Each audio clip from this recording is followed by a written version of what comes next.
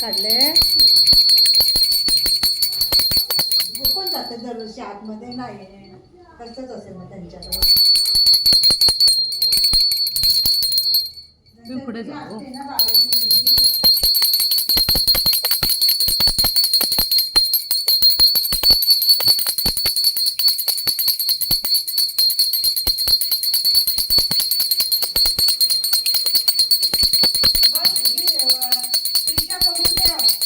आणि 1-2 वर्षांनी तुला असं करावं लागणार सगळं एवढं श्रीशाला आत्ताच तरी तिला खरंच की काकींची घेतली आणि जड झाली मग पाडायला लागली